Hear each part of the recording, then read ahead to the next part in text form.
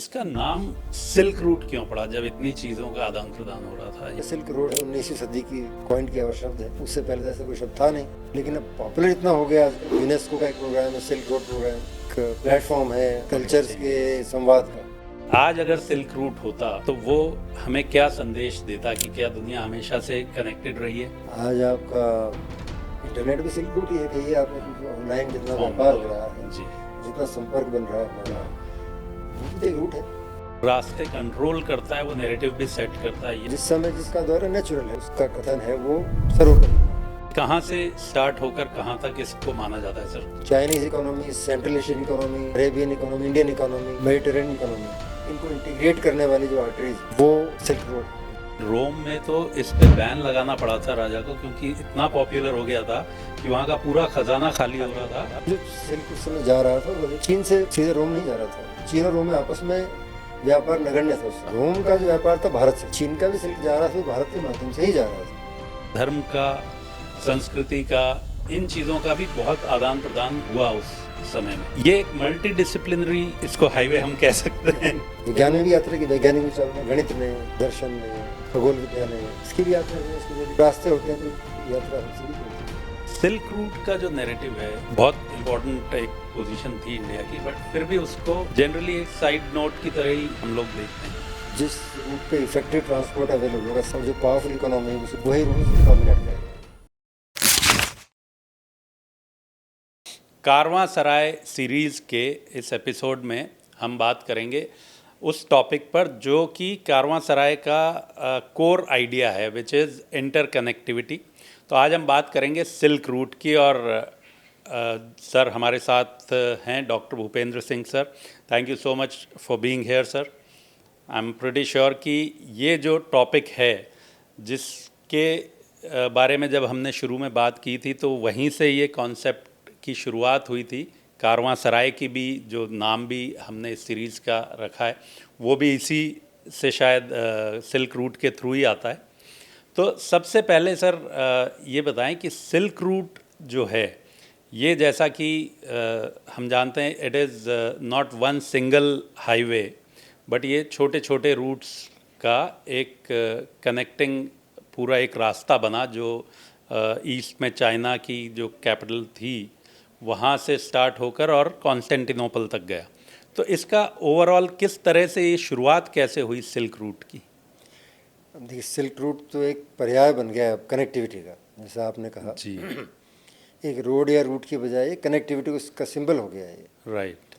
और इसीलिए अब आज तो चूँकि इमेजिनेशन एक तो इतना पॉपुलर एक्सप्रेशन हो गया है, थोड़ा रोमांटिक एक्सप्रेशन हो गया है। वैसे तो ट्रेड रूट्स ही रहे हैं, राइट। कनेक्टिंग आर्टरीज रही हैं हमारी, जिनको हम आदिकाल से, हमारे जब से मनुष्य है, आदमी का सबसे पहला शगल ही है चलना। राइट। चरैवेती चरैवेती कहते हैं हम तो। राइट। चलता ही रहता है, कहा ना, उसके चैन से बैठता नहीं एक जगह। और कांटेक्ट, एक्सचेंज, राइट। ये हमारी मूल वृत्ति है, तो करते रहे हम शुरू से। और जहाँ जहाँ हम गए, एक समूह से दूसरे समूह के बीच का जो रास्ता बना, वो रास्ता हम लोगों ने बनाया है। और जो जो विस्तार हुआ हमारा धरती पर मानव समाज का, त्यों तो हम जुड़ते गए और लंबे रास्ते भी बनाते गए। तो ये तो बहुत पहले से। और अब जितनी रिसर्च हो रही है, शोध हो रही है, खुदाई होती है, आर्कियोलॉजी में, न्यूमिस्मेटिक्स में देख रहे हैं, भाषा विज्ञान से, तो धीरे धीरे लगभग ये सहमति सी बनती जा रही है कि हम बहुत पहले से एक्सचेंज तो करते रहे हैं। Right. और दूर के एक्सचेंज होते रहे हैं, ऐसा नहीं कि नज़दीकी हुआ। आदमी कभी कन्फाइंड नहीं रहा है। लेकिन हाँ, सिल्क रूट जो है, सिल्क रोड है, 19वीं सदी की का कॉइन किया हुआ शब्द है। राइट। उससे पहले तो ऐसा कोई शब्द था नहीं। हाँ।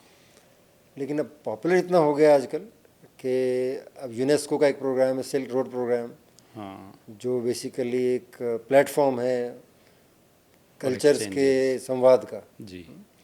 ऐसे ही चाइना ने वन बेल्ट वन रोड या बेल्ट एंड रोड इनिशिएटिव करके, हाँ। उसका प्रेरणा भी सिल्क रोड को ही बनाया उन्होंने अपने, कि हम आरंभ से ही करते थे। तो वहाँ भी एक सिल्क रूट, योयोमा ने अपना बैंड बनाया हुआ है वो भी इसी के लिए एक एंसेंबल है। हाँ। कि अलग अलग संगीतों, अलग अलग समुदायों के संगीत को कैप्चर करना जी। और कैसे एक दूसरे को प्रभावित करते हैं वो, उसको डॉक्यूमेंट करना। एक वेबसाइट थी जो डार्क वेब पे थी, जिसके एक क्राइम का पोर्टल बन गया था जो, जिसको बाद में FBI ने बंद करा दिया। 2014-15 के आसपास की बात है शायद। तो क्राइम भी होता था, अब जैसे हम कह रहे हैं जहाँ रास्ते होंगे वहाँ अपराध भी होंगे, राइट। तो वो भी था। तो यूँ करके सिल्क रोड एक बड़ा पॉपुलर सा एक्सप्रेशन है। और इन दिनों रिसेंटली पिछले 2-5 साल में किताबें भी काफ़ी आई हैं। सबसे चर्चित जो किताब है, शायद अब तो उसको 20 साल हो गए, पीटर फ्रैंकोपैन ने लिखी थी 2002 या 3 के आसपास, सिल्क रोड नाम से। उसके बाद वेलेरी हैंसन की किताब आई सिल्क रोड नाम से। और अब इस डिबेट को में जो हिस्सेदारी हुई है बाद में, रिसेंटली आपने पढ़ा होगा, विलियम डेलरिम्पल की किताब आई है गोल्डन रोड के नाम से शायद। उसमें उन्होंने इस नैरेटिव को थोड़ा और एनरिच किया है, ये कहते हुए कि सिर्फ सिल्क रोड का मतलब पूर्व पश्चिम नहीं है, एक बड़ी महत्वपूर्ण भागीदारी इसमें इंडियन सब कॉन्टिनेंट, राइट, भारत की भी है, जिसको आप मिस कर रहे हैं। राइट। तो उसका एक तरह का करेक्शन है उसमें, वो भी इम्पोर्टेंट कंट्रीब्यूशन है। तो इसलिए सिल्क रोड एक इंटरेस्टिंग कॉन्सेप्ट है। और आपने सही कहा, कारवां सराय, तो कारवां सराय तो सारी थी सिल्क रोड, जो सो कॉल्ड सिल्क रोड है, राइट। इन व्यापारिक मार्गों पर ही थी, जो एक्सचेंज के पोर्टल भी थे और व्यापारियों को सुविधा भी थी जहाँ पर। तो इनके माध्यम से बहुत चीज़ें हुई हैं, तो इसलिए बड़ा रोचक विषय है। तो ये कहाँ से स्टार्ट होकर कहाँ तक इसको माना जाता है सर, जो कॉन्स्टेंटिनोपल और चाइना में, और क्या इसका रूट जनरली जो कॉमन रूट माना जाता है वो क्या था? जो इन्होंने कल्पना की थी, जो जी। पहली बार ये शब्द का इस्तेमाल एक्सट्रोफन ने किया, जर्मन एक भूगर्भवेत्ता भी थे, वैज्ञानिक थे, इकोनॉमिस्ट जो भी कहिए उन्हें। तो जब तलाश रहे थे पूर्व और पश्चिम मार्ग की, कि किस तरह से यहाँ का जो शिनजियांग प्रांत या चीन का जो कोयला है, जी। कोई रास्ता है क्या रेल मार्ग से उसको हम पहुँचा सकें जर्मनी तक। तो तब उस रास्ते की तलाश में तब उन्होंने कॉन्सेप्ट अवधारणा दी पहली बार। फिर बाद में इसको पॉपुलर करने में स्वेन हेडेन और ऑरेलस्टीन और इन लोगों ने योगदान दिया। तो ये एक उसकी शुरुआत तो उन्होंने यूँ की कल्पना में, उनके पूर्व और पश्चिम का कनेक्टिविटी थी। जब वो बात कर रहे हैं तो वो उनकी कल्पना है, लगभग आप ये मान लीजिए काशगार से लेकर कॉन्स्टेंटिनोपल कहिए आप, इस्तांबुल कहिए, वहाँ तक वो आगे आगे समुद्र मार्ग फिर वहाँ चला जाएगा। लेकिन उससे पहले आप और जाएं तो चांगान जो है परंपरागत रूप से चीन की राजधानी रहा है, चीनी राज्यों की। जी। तो चांगान से आप आएंगे काशगर, काशगर से समरकंद या बुखारा, और वहाँ से आप जाएं फिर भूमध्य सागर के तट पर जो अलग अलग जगह बनी हुई है, बसी है, इकोनॉमी है। तो Chinese economy, central Asian economy, फिर अरेबियन इकोनॉमी, इंडियन इकोनॉमी और मेडिटेरेनियन इकोनॉमी, इनको इंटीग्रेट करने वाली जो आर्टरीज़ हैं जी, वो सिल्क रोड है, ये मान लीजिए। तो उसमें आप फिर चाहें तो आप ये समुद्र मार्ग भी जोड़ सकते हैं। तो अगर सिर्फ लैंड रूट लेंगे तकरीबन 7-1000 किलोमीटर का रास्ता है वो। मेन कौन कौन से शहर थे सर इस रूट में? देखिए, अगर हम चांगान से शुरू करें, अगर हम पूरब से शुरू करके पश्चिम जाते हैं या पश्चिम से पूर्व आते हैं, पर्सपेक्टिव पे डिपेंडेंट है। या हम भारत से शुरू करेंगे, हम अपने उत्तरापथ होते हुए पहुँचेंगे, तो कहाँ से हम शुरू करते हैं इस पर डिपेंड करता है। चाइना से शुरू करते हैं सर। अगर चीन से शुरू करेंगे, आप चांगान से आएंगे, तो सबसे पहले आप जब पश्चिम की तरफ आएंगे तो आपको गोबी डेजर्ट पार करना पड़ेगा। गोबी आप पार करेंगे तो फिर आप आ जाएंगे पठार पर, जो तिब्बतन पठार है और जो ये है, उसको क्रॉस कर कर आप आएंगे तो आएंगे जो आपका डेजर्ट आ जाता है इनका, तारिम बेसिन जो है पूरा हमारा, तकलामकान, जिसको हम तकलामकान डेजर्ट कहते हैं। तो तकलामकान तक आएंगे, वहाँ से अब यहाँ से आप 3 रास्ते बनते थे पहले तो या तो आप जाएंगे एकदम उत्तर में चले जाएंगे, तो आप तियानशान पर्वतमाला उसके ऊपर होके, जिसको जुंगारियन प्लेट्यू कहते हैं हम लोग, तो जुंगारिया होते हुए ऊपर से आप जाएंगे रशिया। हाँ, मतलब रशिया, आज का जो रशिया, मंगोलिया, रशिया, वहाँ से होकर आ जाएंगे। फिर आप समरकंद तक ही आएंगे, घूम फिर के आप उधर ही आना पड़ेगा आपको जी, जो सोगडियाना था हमारा पुराना जी, ताजिकिस्तान, उज़्बेकिस्तान, ताजिकिस्तान, और यहाँ से होते हुए आप वहाँ जाएंगे। या आप तारिम बेसिन से अगर निकलेंगे, यानी बीच वाला रास्ता। तियान शान के दक्षिण से आएंगे तो वहाँ से फिर दो मार्ग हैं आपके पास। तो या तो आप जाएंगे तारिम बेसिन के साथ साथ ऊपर से उत्तरी मार्ग से, तो कुचा होते हुए और काशगार आएंगे, या नीचे से आएंगे दक्षिण से आप आएंगे तो आप खोतान होते हुए फिर आप पहुँचेंगे कशगार। पर काशगार आना पड़ेगा आपको। काशगार से फिर आपके पास अलग से, या तो आप दक्षिण से चले जाएँ, वो मार्ग थोड़ा दुष्कर है, मुश्किल है। लद्दाख होते हुए आप आ जाएंगे, लेह होते हुए आप निकल आएंगे उधर, और या आप और पामीर क्रॉस करके आप पहुंच जाएं समरकंद, यारकंद, बुखारा, और वहाँ से आप फिर चाहें तो आप पश्चिम को चले जाएं। तो वहाँ जाकर समरकंद के आसपास उस क्षेत्र में जाके तीनों रास्ते मिल जाते हैं। ये जी। ऊपर से उत्तर से आए आप, ये आए, और यहाँ से आप फिर पश्चिम को चले जाएँ। वहाँ फिर या तो कैस्पियन के उत्तर में जाएँ आप, रशिया होते हुए, रशिया, हंगरी, जहाँ जाना है, बुल्गारिया, और या आप दक्षिण में से जाएँ तो आप फारस, आज ईरान है, ईरान से होते हुए आप फिर आगे पश्चिम में चले जाएंगे, तुर्की पहुंच जाएंगे जी। और या फिर दक्षिण में आ जाएंगे, भारत आ जाएंगे, फिर आप हिंदू कुश क्रॉस करके। ये जो रूट है, इसको जनरली जो कहानियाँ चलती हैं वो चलती हैं कि भाई एम्परर्स के थ्रू या राजाओं के थ्रू इसकी इम्पोर्टेंस बताई जाती है, बट असली अगर हम देखें कि असलियत क्या रही होगी, तो व्यापारी, यात्री या आर्टिस्ट या मॉन्क्स भी उस टाइम काफ़ी ट्रैवल करते थे। तो इन लोगों की बात कंपैरेटिवली कम होती है, जबकि महत्व किसी भी रूट का इन्हीं लोगों से होता है। तो ये क्या रीज़न रहा कि बातचीत में किसी भी चीज़ में, पॉपुलैरिटी में, हम ऊपर ऊपर के या जो पॉपुलर पॉलिटिकल फिगर्स हैं उन्हीं की बात करते हैं? ये बड़ी घटनाएं आकर्षित करती हैं। राजाओं के अपने कवि थे, उन्होंने लिखा है, तो उनके युद्धों का वर्णन है, उनकी विजयों का वर्णन है, वो साहित्य है हमारा पुराना, जो संरक्षित है, गाया गया है, रखा गया है, हमारी महाकाव्यों में, गाथाओं में सुरक्षित है।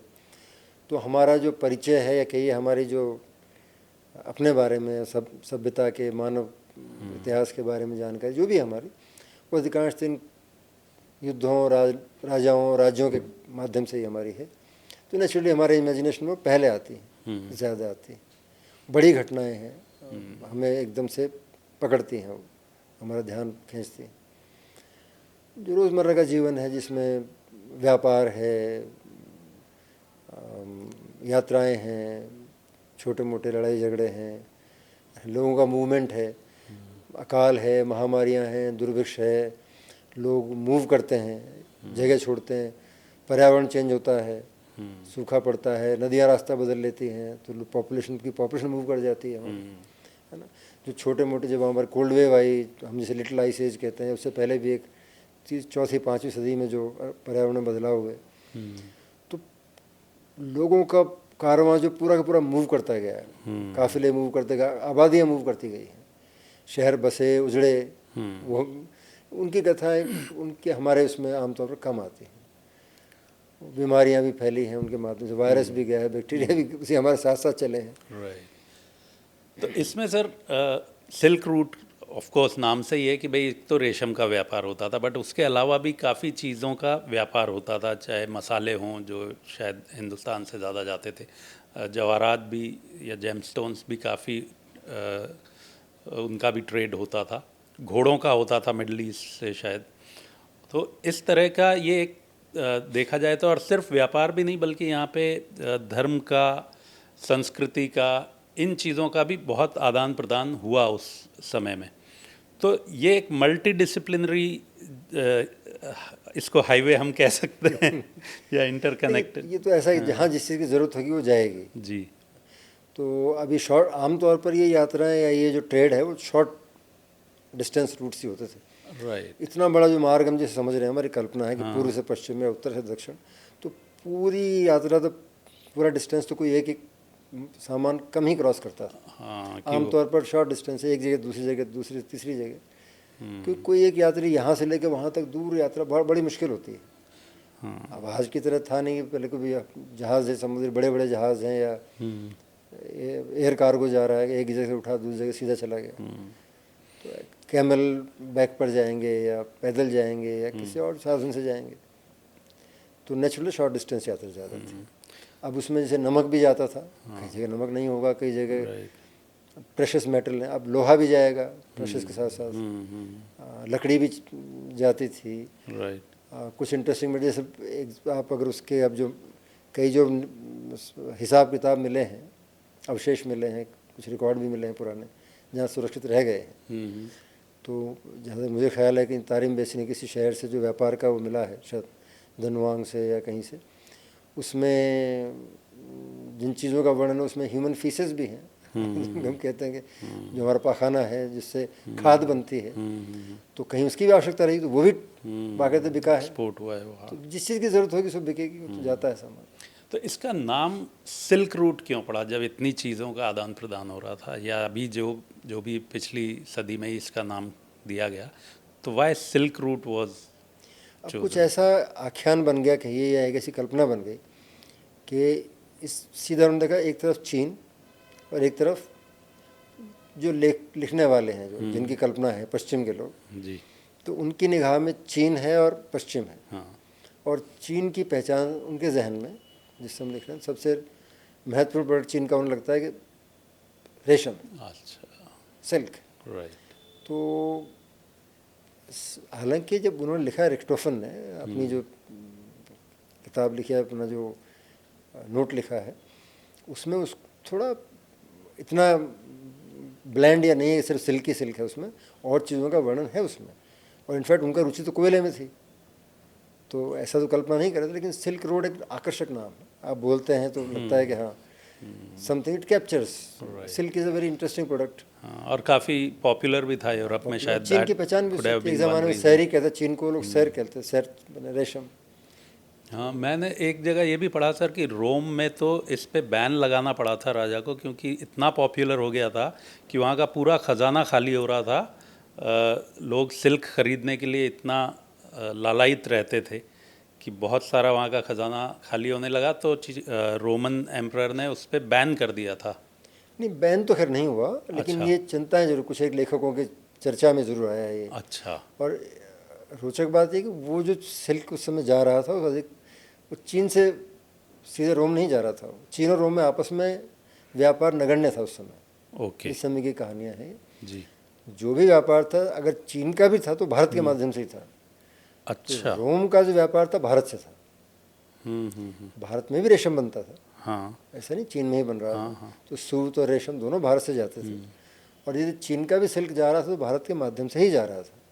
पहले वहाँ से सी रूट से भारत आता, भारत से फिर सी रूट से रोम जाता था। हाँ, वो सी रूट से जाता था। अधिकांश जो रोम में जा रहा था, आपके भारत के पश्चिमी तट से सीधा मिस्र, इजिप्ट का, जो इजिप्ट रोम के पास था उस समय, तो बर्निके या और जो एक बट ऊपर से सिल्क रूट से भी तो डायरेक्टली जाता व्यापार होगा सर। चीन और रोम के बीच में व्यापार सीधा इतना था नहीं। एक तो बहुत बड़ा मार्ग तो आपका ये डेजर्ट ही था, बड़ी मुश्किल यात्रा थी वो, तो इतना आसान नहीं था। ये बहुत इजी रूट था उसकी तुलना में, इसमें डिस्टर्बेंस भी कम था। और इंडिया जो था, भारत था, वो ट्रेडिंग हब था इन चीज़ों में। तो यहाँ अकेला सिल्क या कॉटन नहीं, यहाँ मसाले भी थे और बहुत चीज़ें थी यहाँ से। बिल्कुल। तो एक तरह का ये ट्रेडिंग हब ही था, इंडिया ही था, इंडिया से ही जा रहा था उस समय तो, भारत से। बट ये सर सिल्क रूट का जो नैरेटिव है, उसमें इंडिया बहुत इम्पोर्टेंट एक पोजीशन थी इंडिया की, बट फिर भी उसको जनरली एक साइड नोट की तरह ही हम लोग देखते हैं। तो इसका क्या रीज़न है, जबकि इंडिया से इतना इम्पोर्टेंट कनेक्शन रहा है ये पूरे ट्रेड का? उसका एक बड़ा कारण जो समझ में आता है वो तो यही है कि जिस समय ये सिल्क रोड की अवधारणा हुई है पैदा, उस समय जो लेखक रहे हैं जिन्होंने इसको लिखा है, उनका एक्साइटमेंट, रुझान, उनकी जो इमेजिनेशन था वो चीन से ही बंधा हुआ था। चीन और रोम, चीन और पश्चिम, तो वो उसी पूर्व पश्चिम बेल्ट को देख रहे थे।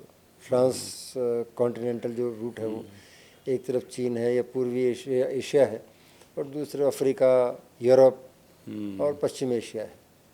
वही जो अभी आप डेलरिम्पल की जो उन्होंने करेक्शन अब जो लिखा रहे थे उसमें अब आया ये। हाँ, तो ये उन्होंने करेक्ट उस नरेशन को करेक्ट करने का प्रयास किया कि आप एक बड़ा इम्पॉर्टेंट चीज़ जो मिस कर रहे हैं। ये तो बाद में 1000 एडी के बाद, 1000 एडी के बाद, जब ऊपर मंगोलों ने इसको जोड़ दिया है पूरे रूट को एक साथ, मंगोलिया चीन से लेकर सीधा तुर्की तक, तब कह सकते हैं कि दौर ऐसा आया जबकि सीधा रूट बन गया उनके लिए व्यापार का। उससे पहले तो नहीं था, कम से कम प्राचीन काल में। तो अलग अलग दौर में कनेक्टिविटी अलग अलग रूप से रही है, कभी सी रूट सेफ रहा है, कभी वो रहा है, पहले सी था फिर लैंड रूट आया फिर वापस सी हो गया, जैसे यूरोपियन ताकतें आई हैं। दूसरा एक कारण शायद अब जो हो गया है बाद में वो हुआ चूँकि चीन ने इसको बेल्ट एंड रोड इनिशिएटिव नाम से बड़ा एग्रेसिवली पुश किया।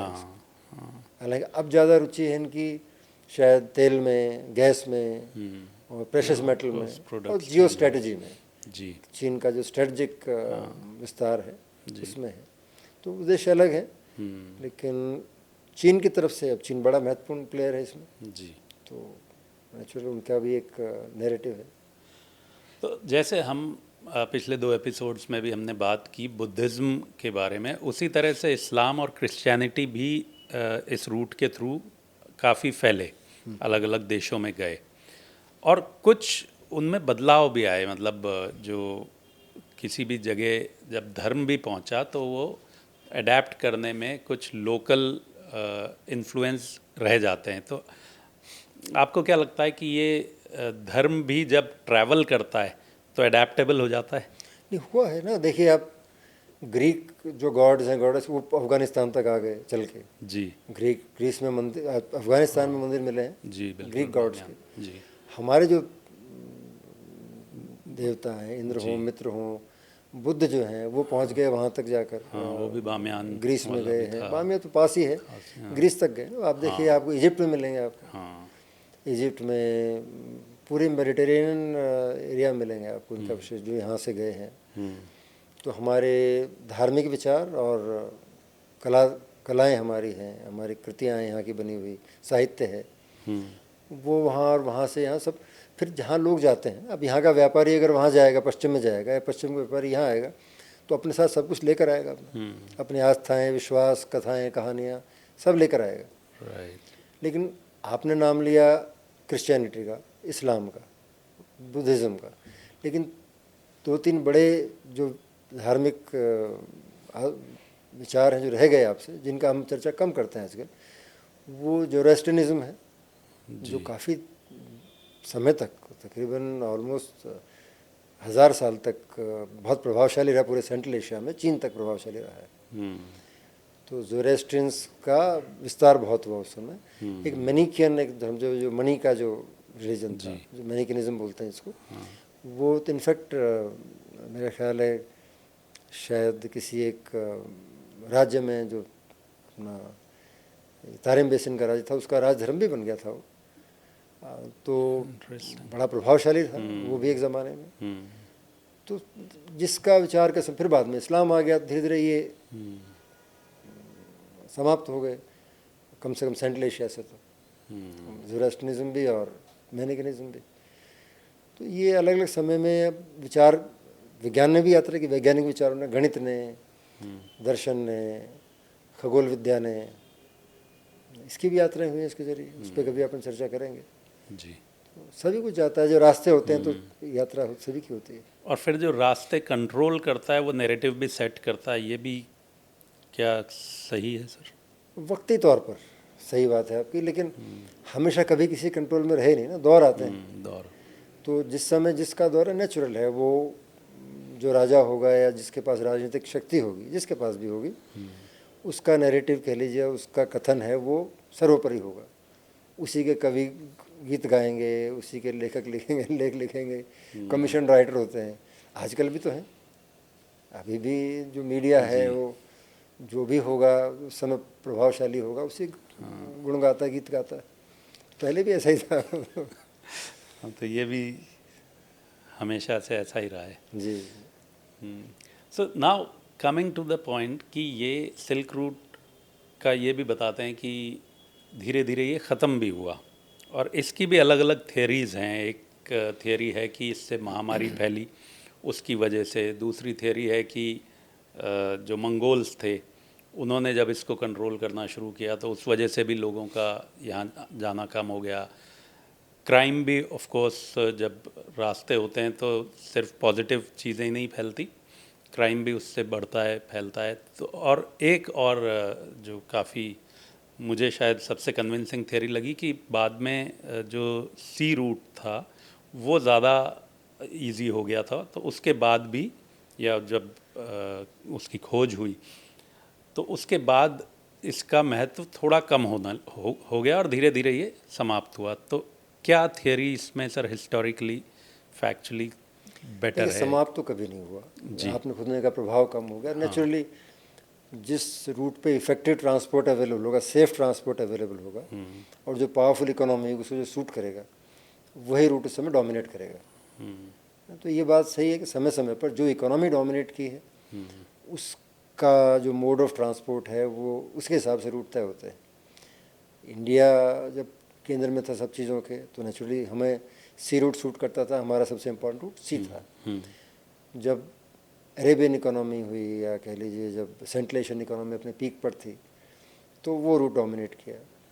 बाद में फिर अब जब यूरोपियन हेवी फ्लीट्स जो बनने लगे, जहाज़ बनने लगे, बड़े जहाज़, तो इनकी सुविधा उनको हुआ तो वो रूट डोमिनेट किया। ख़त्म कभी नहीं हुआ। एक इंटरेस्टिंग बात जो मुझे लगती है अभी, जो जिस पे अभी काम अब बहुत हो रहा है, जो हमारा अगेन जो हिस्ट्री के जो ब्लैंक पेजेस छोड़ दिए गए हैं या छूट गए हैं क्योंकि उन पे फोकस रहा नहीं, तो वो अब बहुत लोग काम कर रहे हैं उनमें, तो गैप्स जो है भरे जा रहे हैं। तो मुझे लगता है कि शायद ये भ्रम जो दूर हो जाएगा हमारे, कि रूट ख़त्म हो गए थे कभी। तो एक इम्पॉर्टेंट एरिया जिस पर अब काम हो रहा है वो सेंट्रल एशिया है। जब तक ये सोवियत कंट्रोल में था एरिया, ये सोवियत गणराज्य का भाग था, तो उसके रिसोर्सेज नहीं थे बहुत ज़्यादा शायद स्कॉलर्स के पास। ये यूँ कहिए कि सोवियत नैरेटिव का पार्ट था वो। उनका योगदान बहुत रहा है उनकी इकोनॉमी डेवलप करने में सेंट्रल एशिया की, लेकिन वो और लोगों के लिए उपलब्ध नहीं था वो। अब उस पर बहुत काम हो रहा है। तो सेंट्रल एशिया का महत्व अभी हमने ठीक से शायद समझा नहीं उतना। खासतौर पर जब नए राज्य बन गए, कजाकिस्तान, उज़्बेकिस्तान, तुर्कमेनिस्तान, ये हमारा अज़रबैजान, इनका जो इनकी दृष्टि से जो बातें कही जानी है वो रह गई हमारी। तो चल रहा है काम उस पर। तो रूट ख़त्म नहीं हुए हमारे, उनका महत्व कम ज़्यादा होता रहा। कि आज अगर सिल्क रूट होता तो वो हमें क्या संदेश देता, कि क्या दुनिया हमेशा से कनेक्टेड रही है, या इंटरकनेक्टिविटी की क्या इम्पोर्टेंस वो हमें बताता? सिल्क रोड तो है ही ना।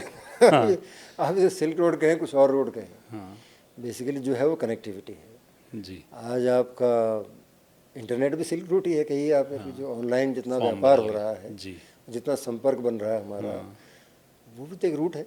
जी। तो फॉर्म वर्चुअल रूट जो हमारा है बहुत इंपॉर्टेंट रूट है। हाँ।